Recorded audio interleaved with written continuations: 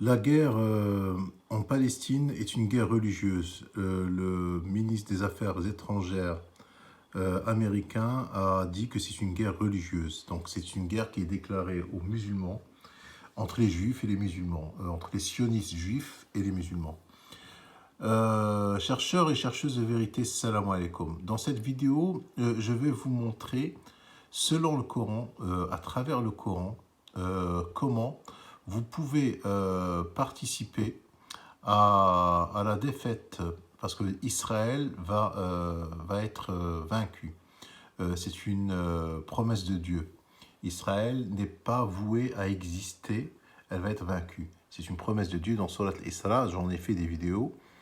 Maintenant, comment nous, qui ne vivons pas en Palestine, comment on peut combattre sans faire partie des Gazaouis? À savoir que c'est comme bon, il y a plusieurs manières de combattre, mais nous, on va décortiquer les versets coraniques pour voir comment cette prédiction de Dieu, comment cette promesse de Dieu va se réaliser, de quelle manière les Palestiniens vont reconquérir la Palestine. Il y a trois étapes. La première étape, c'est l'Iyasu Wujuhakum, donc c'est le verset 7. Je ne vais pas vous expliquer tous les versets, hein, j'ai déjà fait des vidéos là-dessus. Le verset 7, c'est l'Iyasu Wujuhakum. Si vous faites le bien, vous le faites à vous-même. Et si vous faites le mal, vous le faites à vous aussi. En gros, Allah il leur dit aux enfants d'Israël qu'après leur avoir donné beaucoup d'argent et beaucoup de construction, toutes les armes, toutes les richesses du monde, les derniers, voilà, tout ce qui existe, et qui se sont élevés sur terre grâce à Allah, bien sûr, parce que c'est Allah qui l'a voulu. S'ils font le bien, c'est-à-dire avec tout ça, s'ils font le bien, eh ben, ils seront les maîtres du monde. Mais s'ils font le mal, c'est contre eux-mêmes aussi, c'est-à-dire que ça va se retourner contre eux. Et c'est exactement ce qui va se passer. Ils vont faire du mal, ils sont en train de faire du mal, ils tuent des enfants, des bébés, ils tuent des femmes, ils font un génocide. Eh ben, ça va se retourner contre eux. En gros, c'est ce que dit ce verset. Si vous faites le mal, vous le faites à vous-même.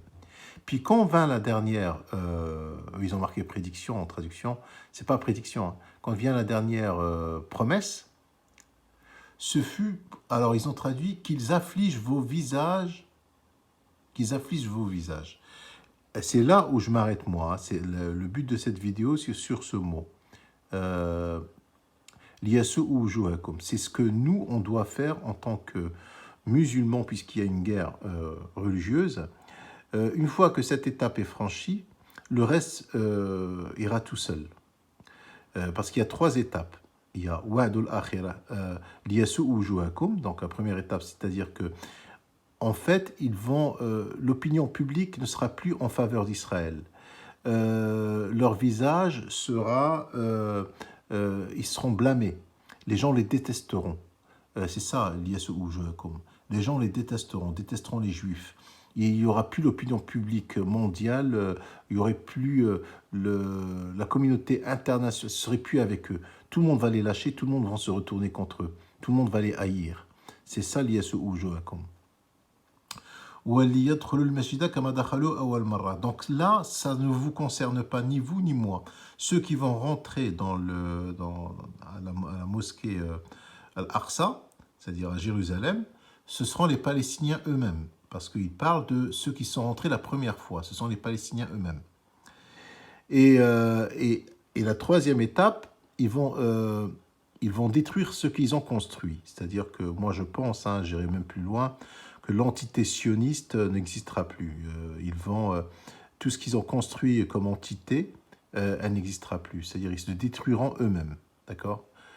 Maintenant, ce qui nous concerne, nous, comment aider les Palestiniens, moi, ce que je conseille de faire, c'est comme eux, ils ont les médias dans leurs mains, CNews, LCI, tout ce qui est Washington Post, américain, mondial en fait, hein, même certains médias arabes, puisque eux, ils détiennent l'opinion publique, nous, à travers les réseaux sociaux, en faisant des vidéos, en montrant les horreurs que eux ils font, on contribue en quelque sorte à atteindre la première étape, c'est-à-dire c'est-à-dire on va montrer au monde que c'est des criminels, qu'ils tuent des bébés, il y en a qui le font déjà. Hein.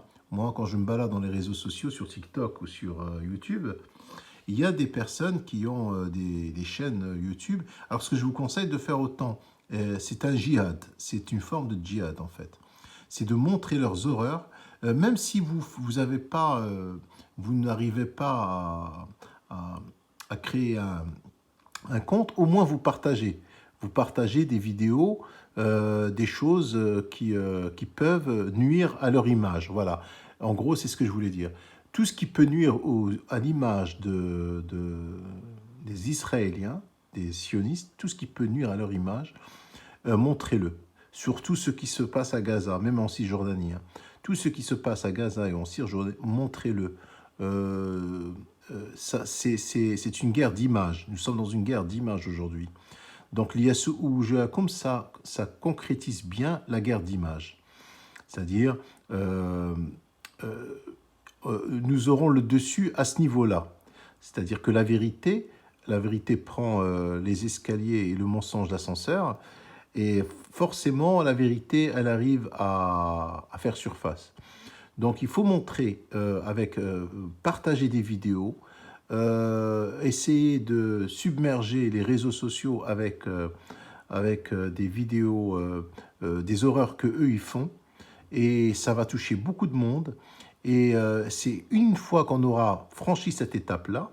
D'ailleurs, Abu Ubaïda, dans sa dernière intervention, il a dit Issa et Ujurikum. Donc lui, dans sa stratégie, le Hamas, dans leur stratégie, ils savent très bien ce qu'ils font. Hein.